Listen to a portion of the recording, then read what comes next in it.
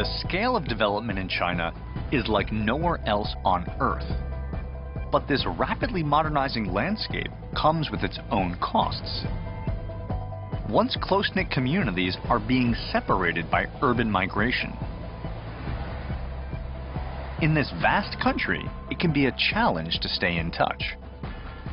New media has jumped on the opportunity to bridge that gap.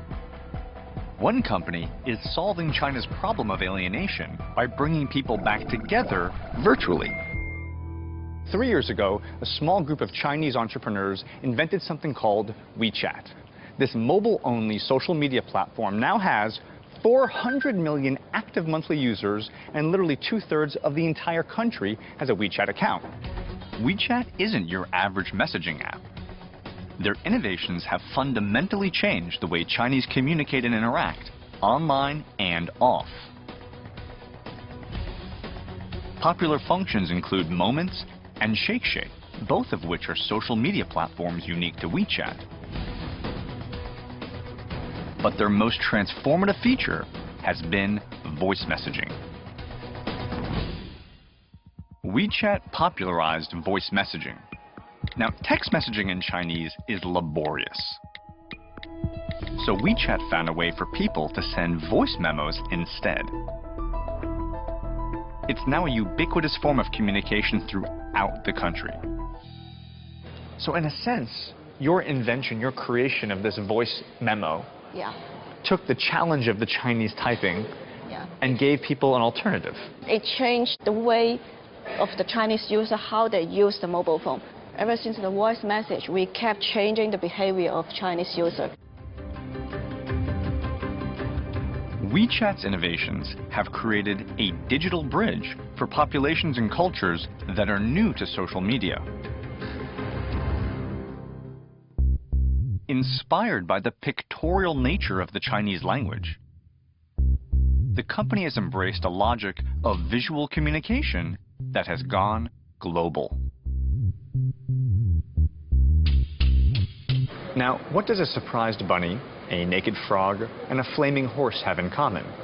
Generally speaking, practically nothing. However, if you're Chinese and you use WeChat, these stickers are rapidly becoming a new form of communication. Stickers are animated standalone expressions.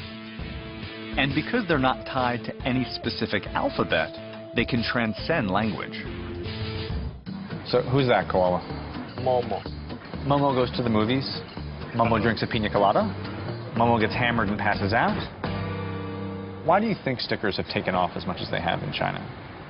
Actually, some people may still think that's just animation, right? But we actually advanced that to a new language. No matter what language you talk, English, Chinese, you can use this to express all the world, they can understand you. But that's universal language, right? Stickers are both limitless and completely customizable. They can represent virtually anything. There's just a sort of point in time when you've made it.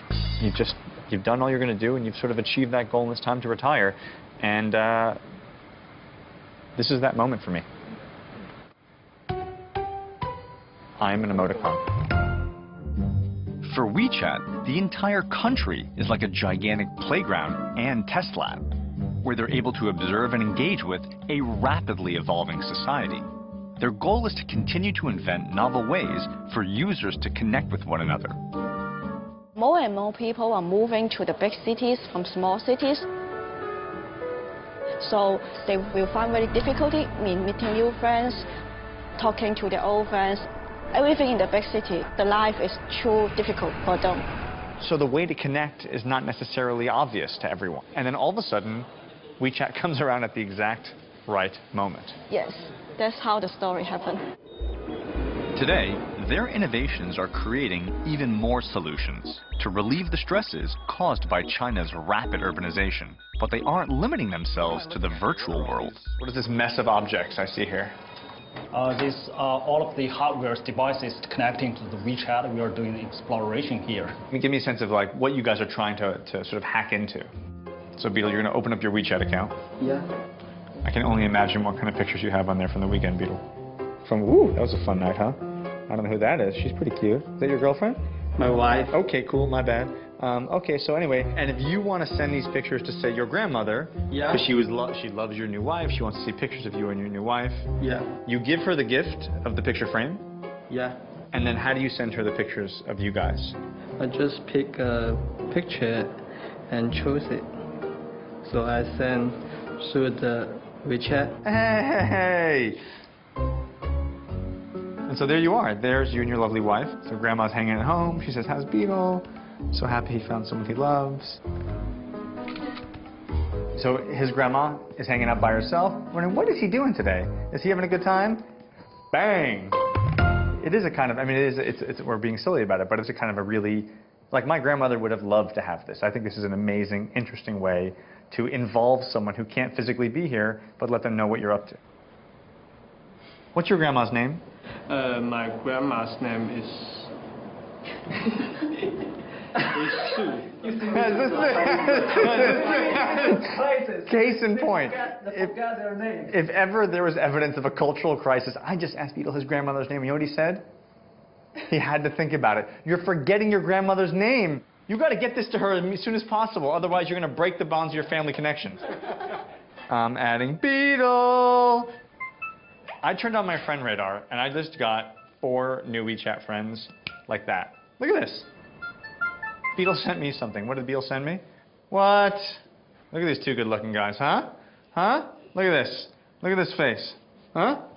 My new friend. WeChat's innovations have revolutionized the way families and friends stay in touch. Their next step is to connect all the hardware in our offline physical world and to create an entire ecosystem of connections for business.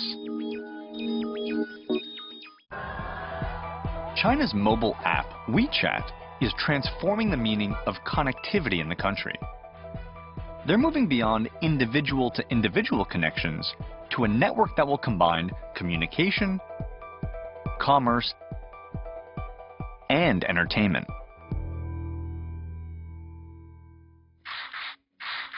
Well, in traditional model, people just sit in sofa and watch TV, just silent, and say nothing and do nothing.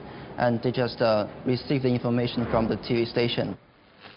You're interested in actually changing that relationship, making it a 2-way dialogue. Yeah, a contact. A contact. Yeah. WeChat's goal is to give millions of viewers the power to choose. By shaking their phones, they'll be able to vote for their favorite artists on TV, purchase the same clothes an actor is wearing, and even decide what happens next in a TV drama. So in a sense, TV has been giving you the information since you were a kid. Yeah. And now with this, you want to start talking back. Everybody wants to express their ideas. WeChat wants to radically change the way people use mobile phones. To date, their network includes over 5.8 million accounts from a diverse range of industries. Literally 1/5 of all Chinese companies have their own WeChat account. And every day, it's joined by nearly 15,000 new participants. They're using WeChat to manage their businesses and to interact with their customers.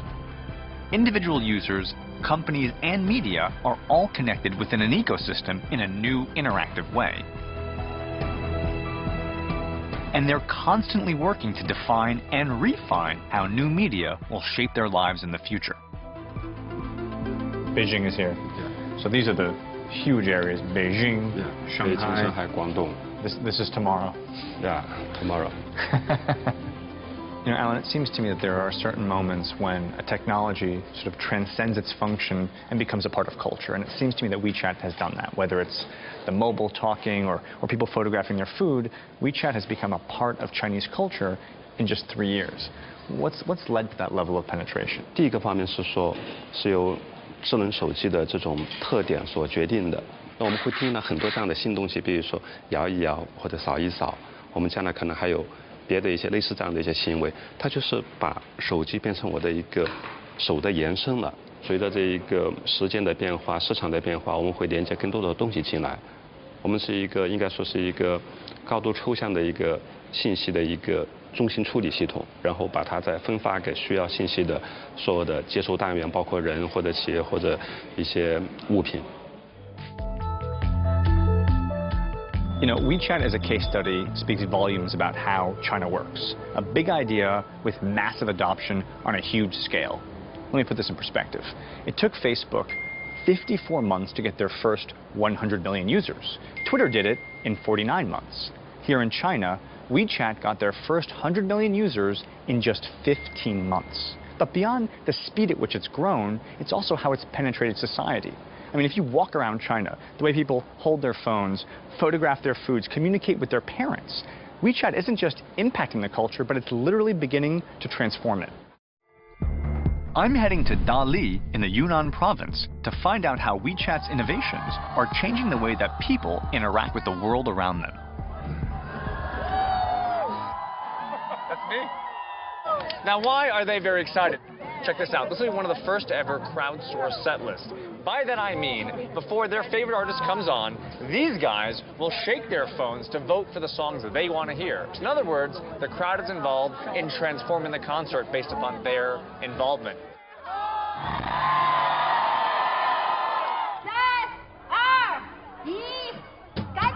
Now the shaking has begun. There it is. Come on, number two. Come on, number two. There it is.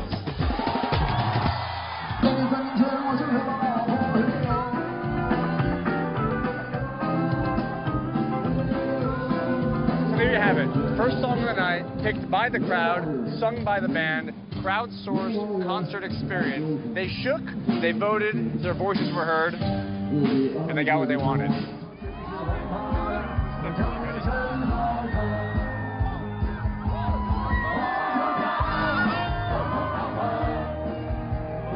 WeChat's concert is emblematic of the remarkable changes happening in China today. This is just not something you would have seen here even 3 years ago. As WeChat's technology evolves, it will continue to influence how we communicate and how we live.